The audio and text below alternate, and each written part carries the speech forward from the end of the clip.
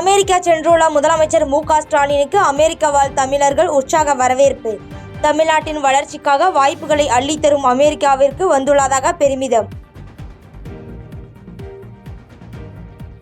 மதுரையில் சட்டமன்ற உறுப்பினர் வீட்டின் முன்பு திமுக பிரமுகர் தீக்குளித்து தற்கொலை முயற்சி. பலத்த காயங்களுடன் சிகிச்சைக்காக மதுரை அரசு மருத்துவமனையில் அனுமதி. மலையாள நடிகர்கள் முகேஷ், ஜெயசூர்யா ஆகியோர் மீது ஜாமீனில் வர முடியாத வகையில் வழக்கு பதிவு. பாலியல் புகாரை தொடர்ந்து கேரள காவல்துறை அதிரடி நடவடிக்கை.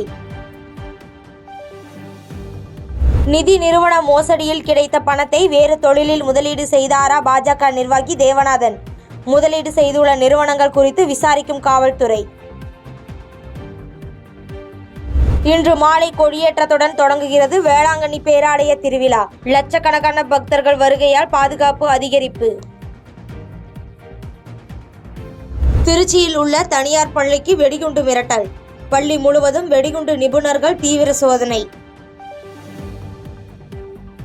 தமிழக திரை உலகிலும் பாலியல் தொல்லைகள் இருந்திருக்கலாம் என்று நடிகர் சங்க செயலாளர் விஷால் கருத்து.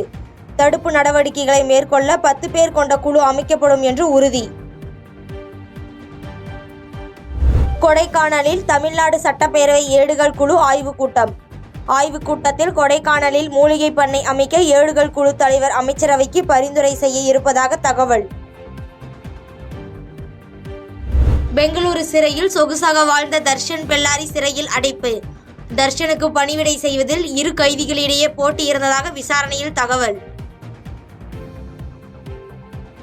அமெரிக்க ஓபன் டென்னிஸ் போட்டியில் 3வது சுற்றுக்கு தகுதி பெற்றார் அலெக்சாண்டர் ஸ்வெரவ்.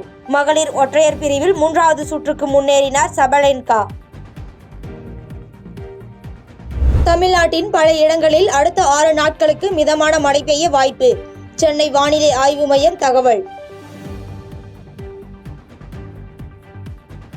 டெல்லியில் விடிய விடிய கொட்டி தீர்த்த மழையால் சாலைகளில் வெள்ளப்பெருக்கு. முக்கிய சாலைகள், சுரங்கப்பாதைகளில் தண்ணீர் தேங்கியதால் வாகன ஓட்டிகள் பாதிப்பு. தமிழ்நாட்டில் நாளை மறுநாள் அனைத்து நியாய விலை கடைகளிலும் அத்தியாவசிய பொருட்கள் விநியோகம். வழக்கமாக மாதத்தின் இறுதி நாளில் ரேஷனில் அத்தியாவசிய பொருட்கள் விநியோகிக்கப்படாத நிலையில் தமிழக அரசு அறிவிப்பு. நிதி நிறுவன மோசடி வழக்கில் கைது செய்யப்பட்ட தேவநாதன் ஜாமீன் மனுவை தள்ளுபடி செய்தது சென்னை சிறப்பு நீதிமன்றம். தினமும் புகார்கள் வந்து கொண்டிருக்கும் நிலையில் விசாரணை ஆரம்ப கட்டத்தில் இருப்பதாக காவல்துறை தரப்பில் தகவல். ஒருங்கிணைந்த ஓய்வூதிய திட்டம் குறித்து தொழிற்சங்க பிரதிநிதிகளுடன் மத்திய அமைச்சர் மன்சுக் மாண்டவியா பேச்சுவார்த்தை. பழைய ஓய்வூதிய திட்டம் தொடர வேண்டும் என வலியுறுத்திய தொழிற்சங்கத்தினருடன் தொடர்ந்து பேச்சுவார்த்தை நடத்த அரசு தரப்பில் முடிவு. டெல்லி மதுபான கொள்கை முறைகேட்டு வழக்கில் ஜாமீன் பெற்ற பின் ஹைதராபாத் வந்தார் PRS கட்சி மூத்த தலைவர் கவிதா. திகார் சிறையில் இருந்து 5 மாதங்களுக்கு பின் வெளியே வந்தவருக்கு கட்சி தொண்டர்கள் ஏராளமானோர் வரவேற்பு. மாட்டு வண்டியில் பயணம் செய்த ஹரியானா முதலமைச்சர் நயாப் சிங் சைனி கிராமத்தில் விவசாய தொழிலாளர்களுடன் கலந்துரையாடி குறைகளை கேட்டறிந்தார்.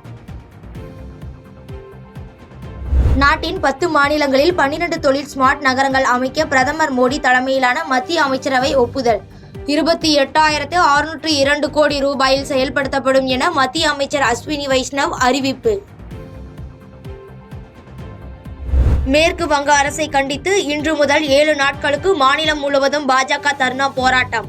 கொல்கத்தா உயர்நீதிமன்றம் தர்ணாவுக்கு அனுமதி அளித்துள்ளதாக மத்திய அமைச்சர் சுகாந்த மஜும்தார் தகவல்.